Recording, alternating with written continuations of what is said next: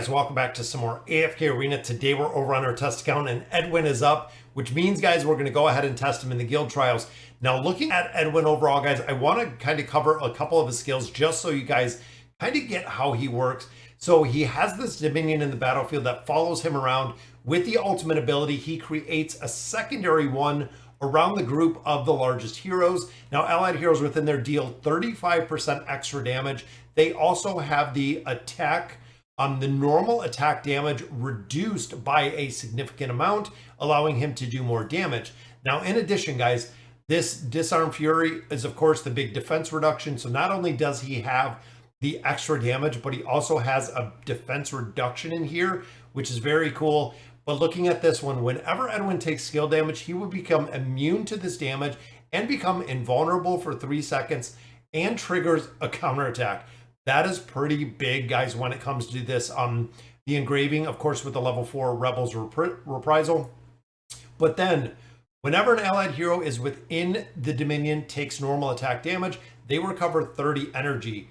And each allied hero can recover up to 300 energy per battle. So as they're taking normal attack damage, guys, they are going to be able to essentially offset that with energy, which of course is going to trigger up to 2,000 energy, which Edwin can have, which is going to trigger this, making more of your Dominions around there, which again is just a pretty cool cycle. Now I'm thinking in addition, in a battlefield, like an invade team where you get everyone together and everyone is with him in a circle, is going to work incredibly well. And I also think if you have a hero like Aziz, you have a hero like Halos, that is also going to provide a energy regeneration aspect to the heroes.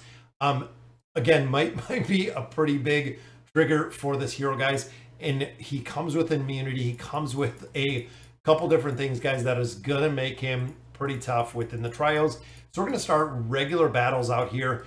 Regular battles, what I mean by that is looking 360 is where we start, or where the enemy starts, guys. So this is baseline.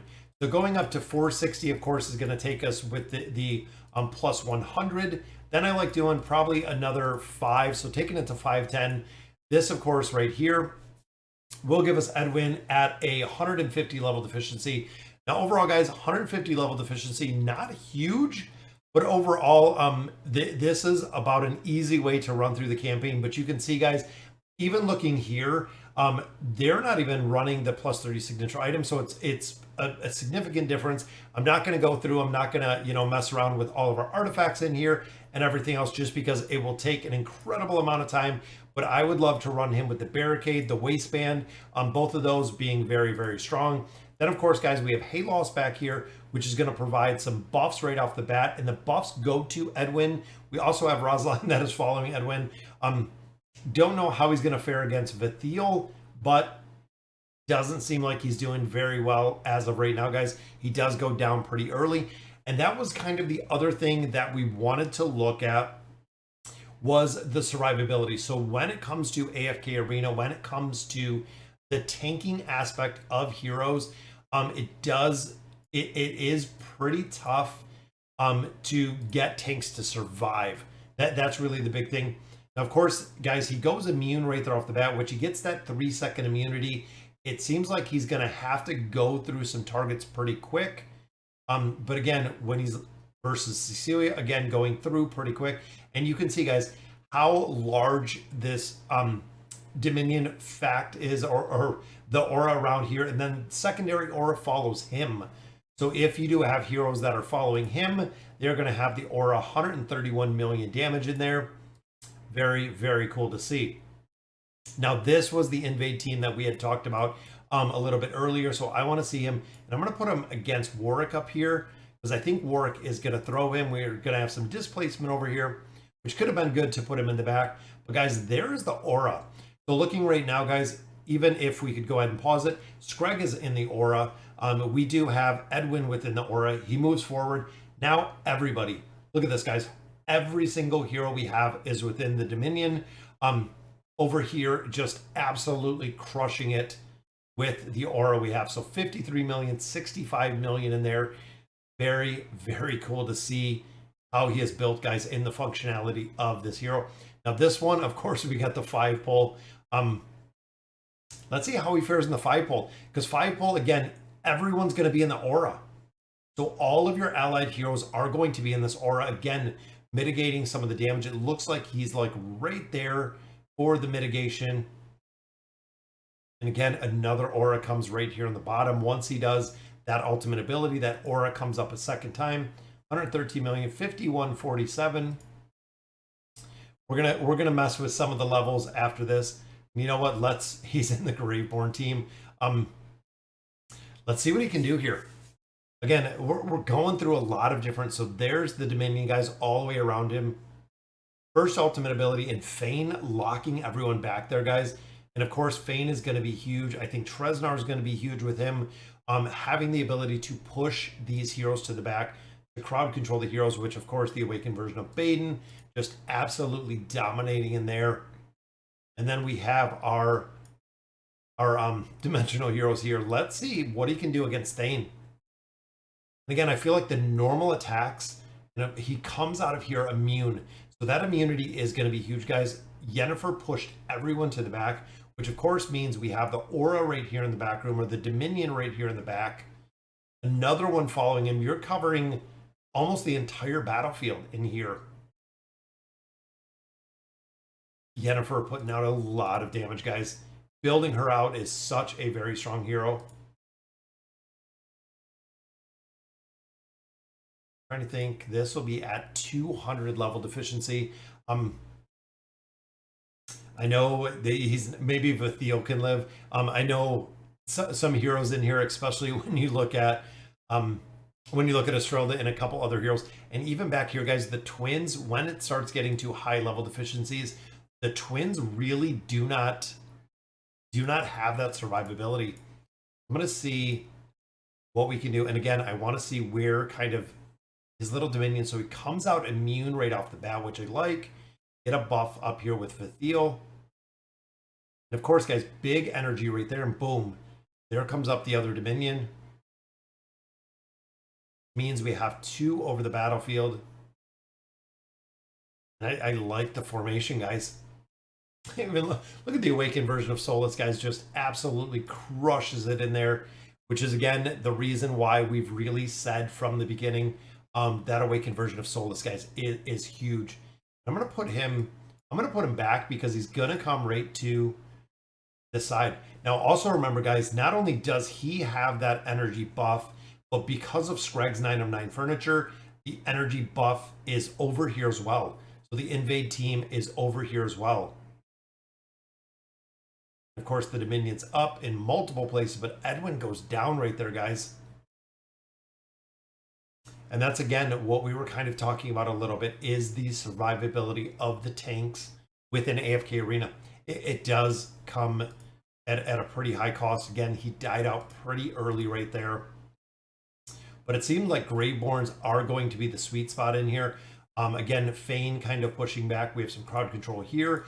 Even if we ran like a Treznar, there are going to be some pretty solid teams in here that are going to work really, really well with him. Again, looking at our 200 level deficiency, he has the Dominion following him, which of course gives him the right off the bat immunity, crowd control. Bane goes down pretty early, guys, but still we have that Dominion up here. We know Treznar, we know Baden doing pretty well. Edwin goes down, but might be able to finish this with Baden, which, looking at Alero, it shouldn't be a problem again with that crowd control in here. But overall, I'm still kind of on the fence. And look at Solus, guys. Awakened version of Solus does a lot of damage. And look at Treznar.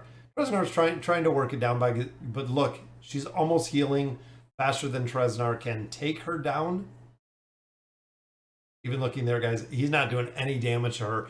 As a fully buffed and built hero, there's literally, Treznar can't do anything. Gonna run out of time long before. All right, so it seems like it's gonna be a little bit more crowd control. So let's see. I'm gonna add Kayleen in here, just because, again, she does have those little Necro Hounds, which are gonna provide some more crowd control. So Fane with some pushback crowd control. Let's see, Setrena just ran Bane right over. And again, Edwin goes down. Boom. That's a lot of damage that Kayleen puts up, guys. But even looking at here, guys, there's going to be some specific battles. Let's see if the crowd control from Hodgkin can do it.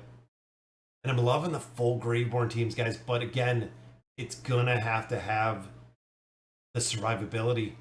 Edwin's going down quite a bit. Little bit of healing in there. Again, just locking that crowd control down. Seems like even at level 200 deficiency. So it's good though that he's not literally falling over. That's what we see a lot of times is the heroes just literally get destroyed in the tanking class, which again, he's really in here just buffing up the awakened version of Baden. I wonder if I'm trying to think like who else we could use in here. Again, guys, this is all about Yennefer. Yennefer can just crush the formations in here. The dimensional and of course the crowd control. Let's try Mulan in here. Boom, Mulan with the crowd control. That's what I was thinking is right off the bat with that immunity. Got some damage mitigation. Got Joan of Arc with the stanchions up. And of course, Joan providing crowd control as well. Has the stuns.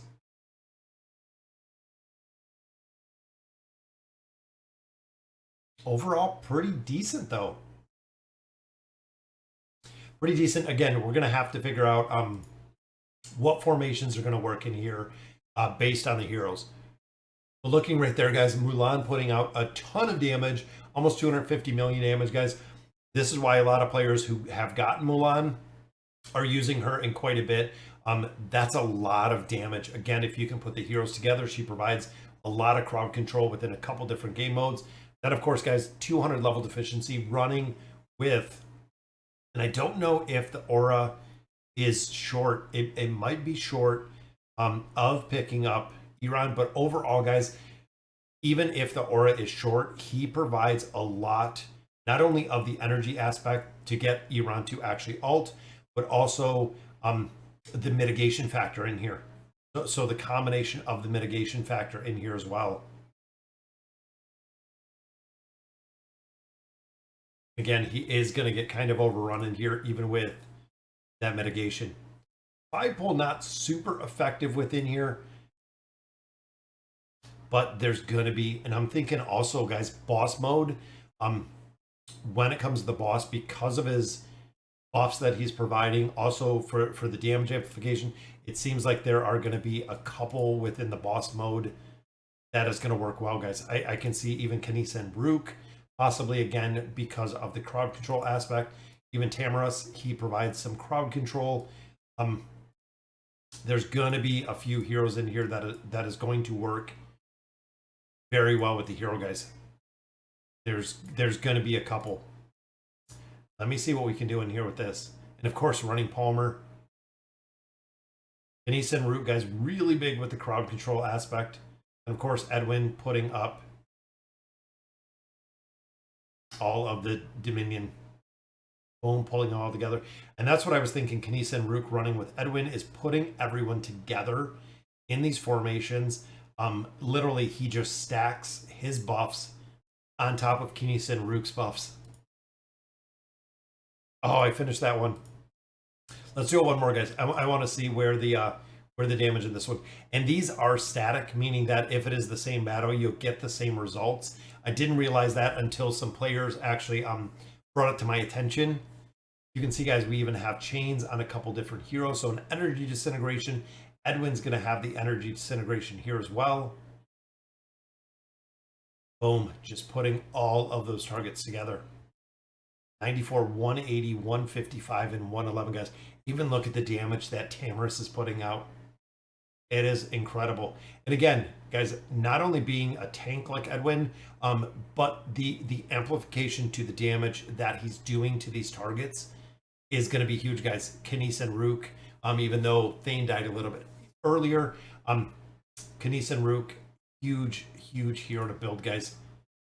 Very, very cool to see. So, all right, guys, so that'll do it for a little bit of a tryout. We're going to have to go through, see what formations we can really build with him. Seems overall like a pretty solid hero that is going to be built, and he's going to be a lot easier to build because he's out of the 4 primary factions. Does seem like he is going to require a higher engraving. We know this with a lot, but right here, this is the immunity that he's going to take. Without this, without the plus 30 engraving, I feel like he is going to die relatively early. And then, of course, this is the big energy regeneration, which this is going to be huge, guys, within a bunch of different modes. This regeneration is going to be huge. Then you couple it with the signature item, which, of course, again, is going to mitigate some of the damage in here. And then counterattacks, just allowing him to do damage. All right, guys, so that's our breakdown of Edwin. Let me know in the comments what you guys think. And as always, thank you guys for watching.